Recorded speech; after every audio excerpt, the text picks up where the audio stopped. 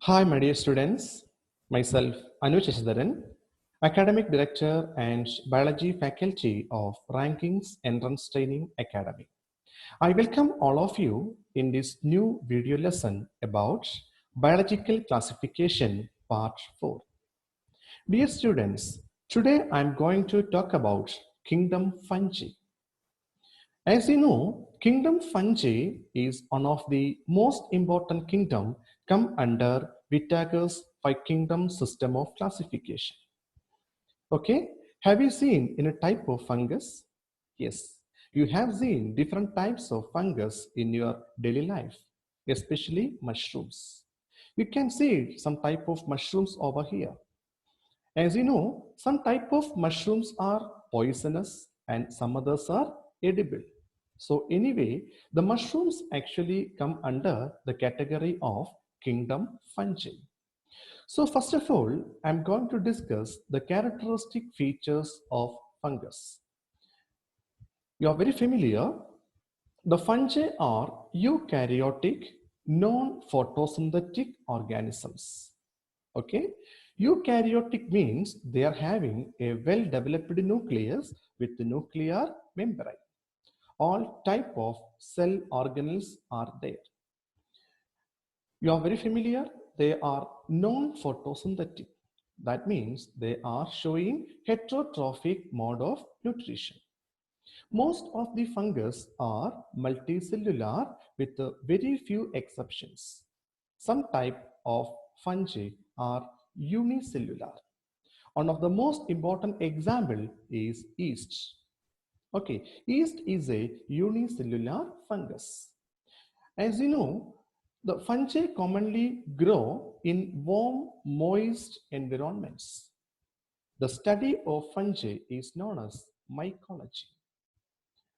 When you consider the body of fungus, it's actually composed of long, slender, thread-like structures called hyphae. Look, this diagrammatic representation. This is actually the diagram of a mushroom. In this diagrammatic representation, you can clearly see the entire body. It's actually composed of so many long, slender, thread-like structures. Okay, these long, slender, and thread-like structures are collectively called a hyphae. Okay, this network of hyphae is known as mycelium. Okay, the single one we can commonly call the hyphae, and this group of or network of hyphae we can call it as mycelium. So we have to learn the structure of a single mycelium. This is actually the diagrammatic representation showing different types of mycelium. Dear students, the mycelium may be either septate or aseptate. What is the difference between septate and aseptate? Look at the first diagram. In this diagrammatic representation of mycelium, you can see that the septum is present. What is the septum? These cross walls are collectively called a septa. If a mycelium having septa or cross walls, we can call it as septate mycelium. Look at the second diagrammatic representation. Here you can see there is no septa.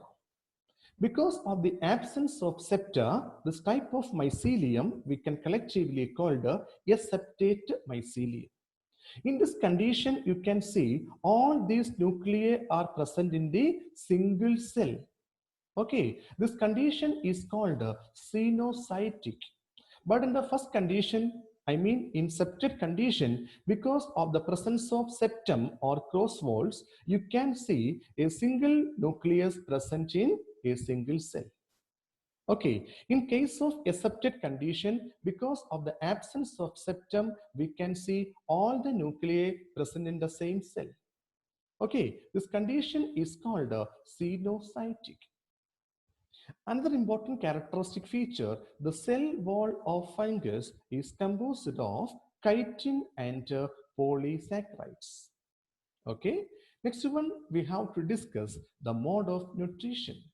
Do you know what is called nutrition? Yes, you are very familiar the way in which they are obtaining their food materials. Based on the nutrition, the fungi are different types. Okay, they may be showing saprophytic nutrition, parasitic nutrition, or some cases they live as symbionts or symbiotic association. First of all, what you call the saprophytic fungus? Such type of fungus obtain their foods from dead and decaying matter. One of the most important example is rhizopus or bread molds. This type of fungi you have seen on the surface of bread and other decaying substances. Second one is the parasitic mode of nutrition. Do you know what you call parasitic mode of nutrition? Such type of fungi live on any other organism, okay, for obtaining food and as well as the accommodation. Such type of fungi we can call it as parasitic fungus. Okay, one of the most important example of a parasitic fungus, that is Paccinia. Paccinia is actually a parasitic fungus on wheat plants. It's actually causing a disease called wheat rust. The third type, symbiotic association, or commonly called symbionts. Okay, some type of fungus, they are showing symbiotic association with the other organisms. Okay, what is the meaning of symbiotic association? This is actually the association between two different organisms in which both the partners have equal benefits. One of the most important symbiotic association of fungus is called lichens. Do you know what is lichen? Lichens are the symbiotic association between algae and fungi. Okay, this is the diagrammatic representation of a lichen. In this association, algae prepare food and given to fungus. The fungi actually provide accommodation. So in this association, both algae and fungi are mutually benefited. Means both of them have benefits. Okay, in this association called lichens, here the fungal component is called mycobionts and algal component is called phycobionts. Look, another important example, some type of fungus showing association with the root of higher plants. Okay, the symbiotic association between the fungi and root of higher plants, such type of association we can call it as mycorrhiza. Okay, this is something about the nutrition in fungi and the symbiotic association of some type of fungus. Next one, I'm going to discuss about reproduction in fungi. Dear students, fungi basically showing three different types of reproduction. First one is the vegetative reproduction. Second one is the asexual reproduction. And third one is the sexual mode of reproduction. First of all, what we call the vegetative reproduction? Vegetative reproduction means the formation of new organism from the vegetative part of the fungus. I mean the plant body of fungus.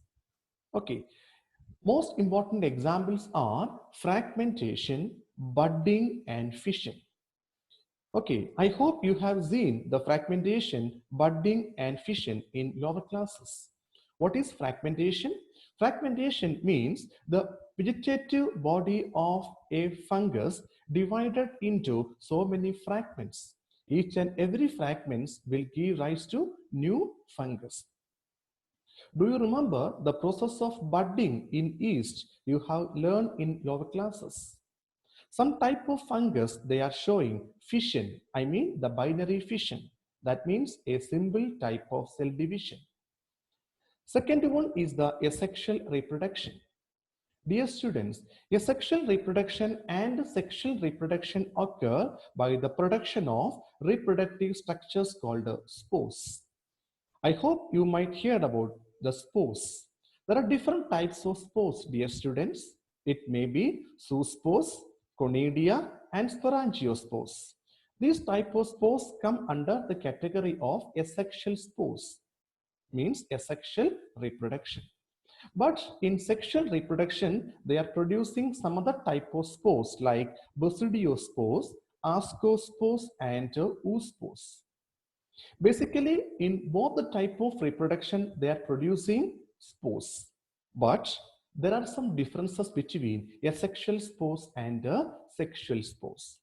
Dear students, asexual spores like zoospores, conidia, and sporangiospores are formed from their body, I mean vegetative parts, without the fusion of gametes or without fertilization.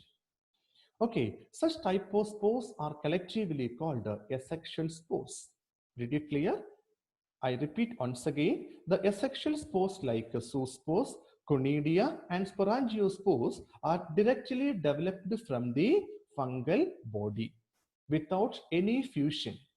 Okay, but in sexual mode of reproduction or the formation of sexual spores, the spores are formed as a result of fusion between two cells or two gametes. I mean, the fertilization process occur in sexual reproduction process. Okay, let me say the detailed aspect of sexual reproduction. Dear students, the sexual reproduction or the sexual cycle involves three different steps. That is plasmogamy, karyogamy, and meiosis. Look the second diagrammatic representation. In this diagrammatic representation, we can see the process of formation of sexual spores. I mean, the spores formed as a result of sexual reproduction. Suppose you think about this is actually the mycelium of a fungus.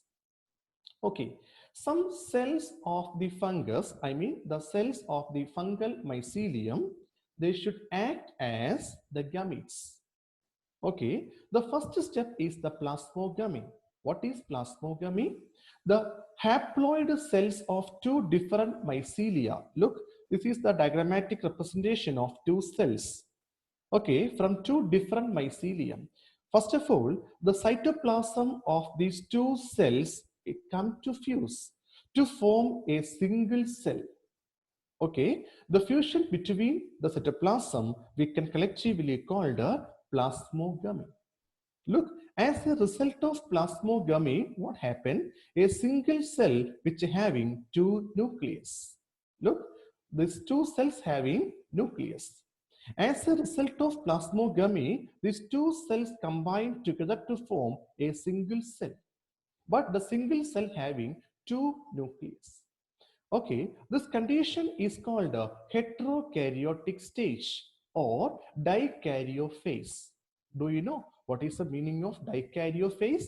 Dikaryophase means a single cell having more than one nucleus. So here you can see the single cell having two nucleus. Okay, the first step is called a plasmogamy. Look, the fusion of protoplasm between two motile or two non-motile cells. Okay, here the cells are actually represent as the gametes. Okay, in higher level of plants, we can call it as gametes. So I hope you have understood what is plasmogamy. What is the product of plasmogamy? It's actually a single cell having two nuclei. Second step is called a karyogamy. What is the meaning of karyogamy? Karyogamy means the fusion of nuclei. Look, as a result of the fusion between these two nuclei, you can see a single nuclei will develop. Okay, this condition or this process is called a karyogamy. Dear students, as a result of karyogamy, here a single cell having a single nuclei. But now the cell is a diploid one. Do you know what is the meaning of haploids and diploids? Haploid means a cell having half the set of chromosomes. I hope you might hear about in lower classes. The fungal body or mycelium is always haploid. As a result of the fusion between two cells, the resultant cell called the zygote is always diploid. We can represent it as 2n, means it's actually having complete set of chromosomes. Okay, this diploid cell, it undergoes meiotic division. Okay, the process, the third step, this is called meiosis. Do you know what you call meiosis?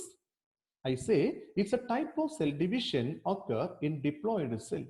As a result of this type of cell division, 4 haploid cells are formed. Okay, this is a type of meiotic cell division. As a result of meiotic cell division, what happened? This diploid cell should be divided into 4 haploid cells, and that haploid cells act as the spores. Okay, this is the way in which the process of the spore formation occur in sexual reproduction. This type of spores are formed as a result of fusion between 2 cells. Okay, and this type of spores are called the sexual spores. Dear students, the spores on germination to produce a multicellular mycelium. This is the method of sexual reproduction occur in fungus.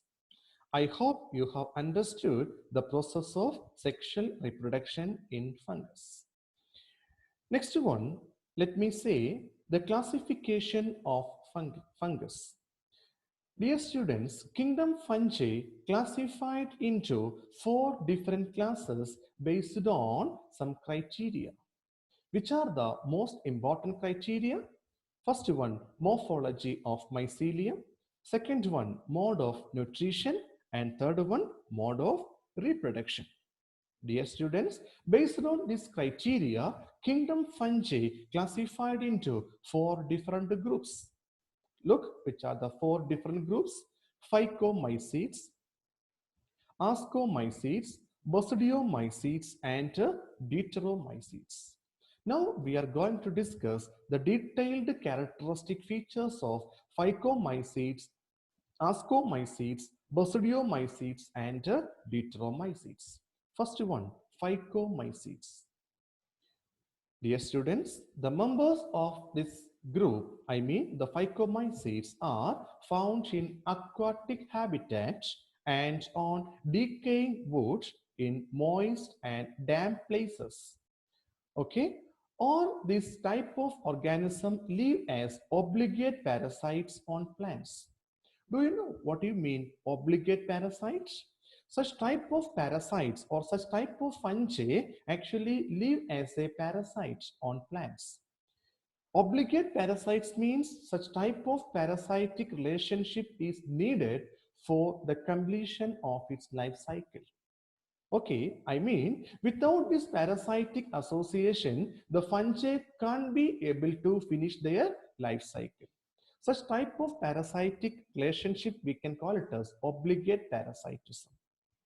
Okay, the mycelium of phycomycetes are aseptate and cenocytic.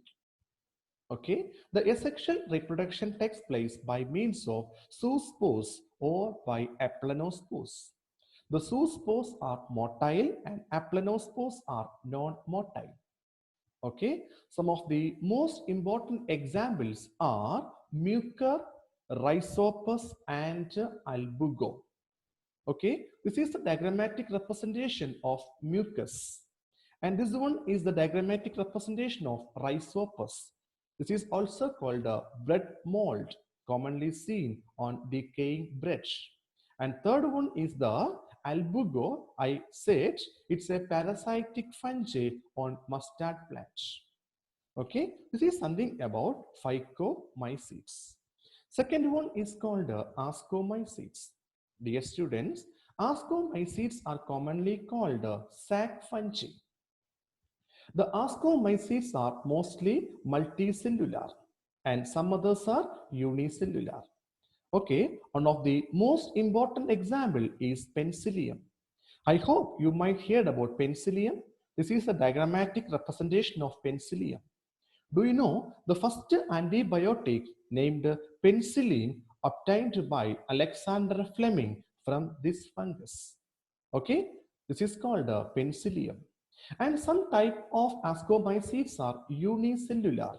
One of the most important example is yeast. The botanical name of yeast is the Saccharomyces.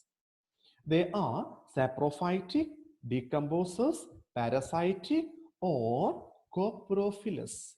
Do you know what is the meaning of coprophilous? Coprophilous means such type of fungus commonly live on cow dung, okay, growing on dung.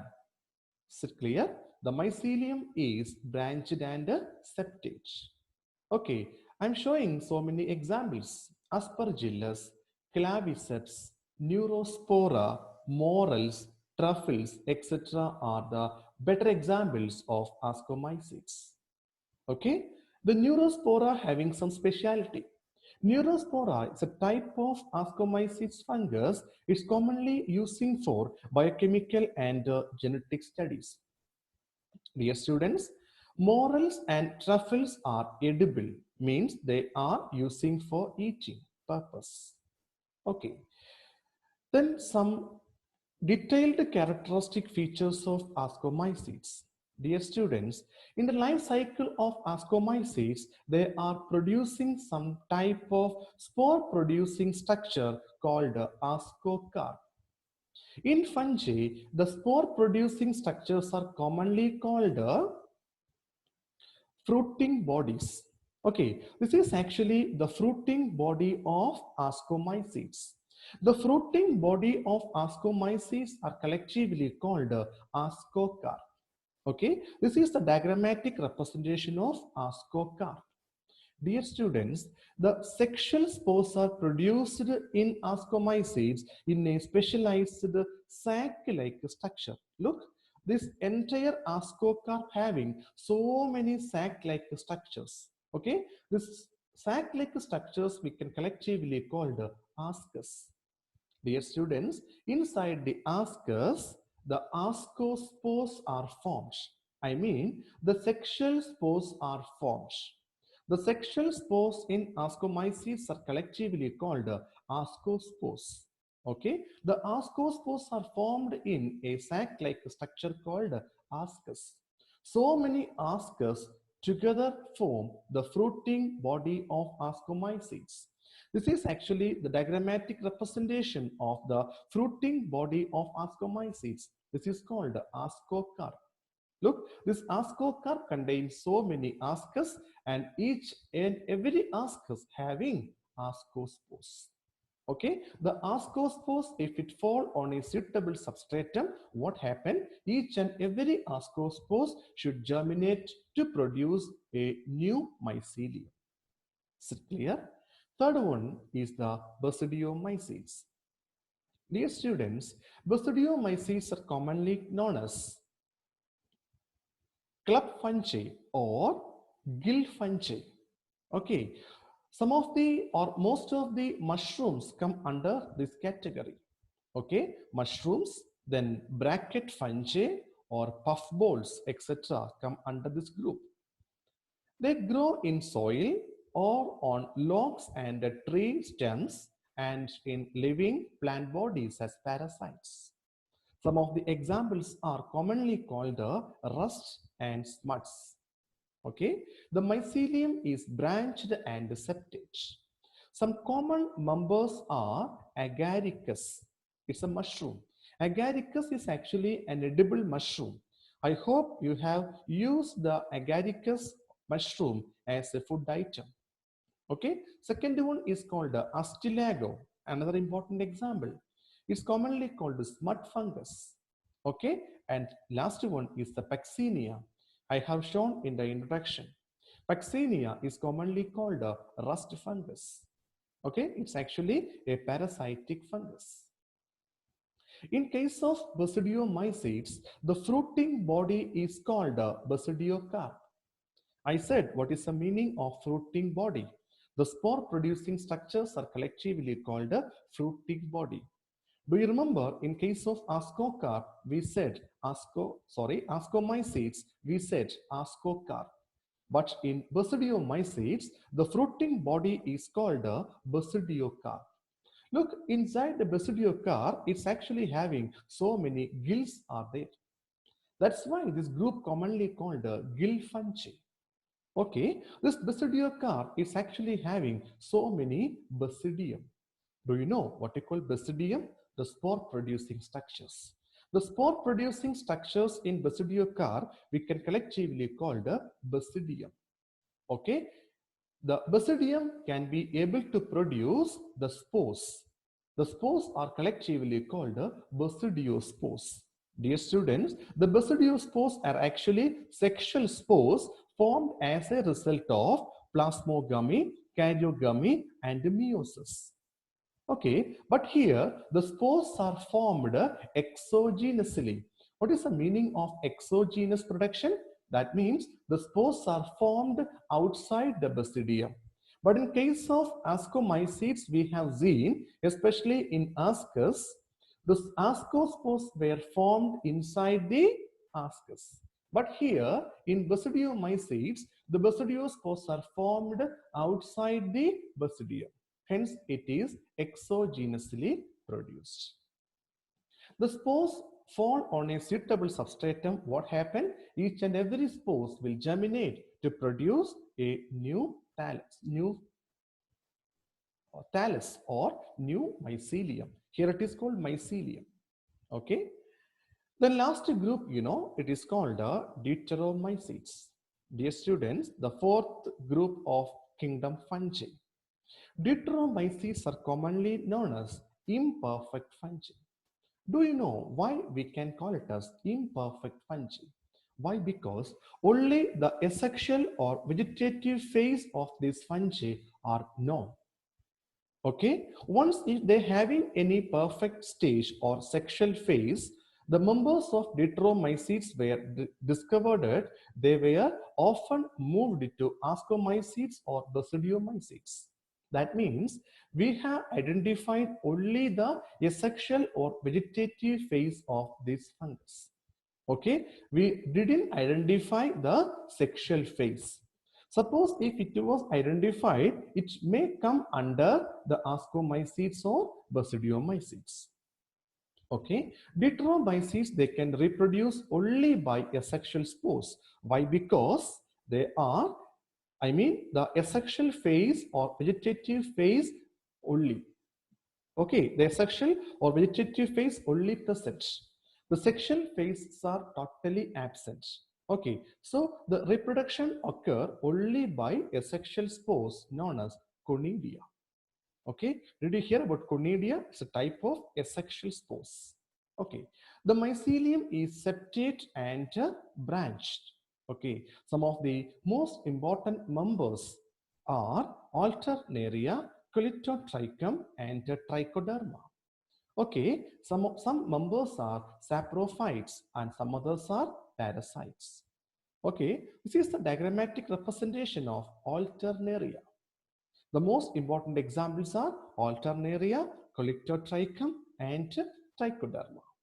Dear students, I hope you have understood all the characteristic features of kingdom fungi. You have to go through this video lesson again and again for better understanding. Okay? Thank you. Have a nice day.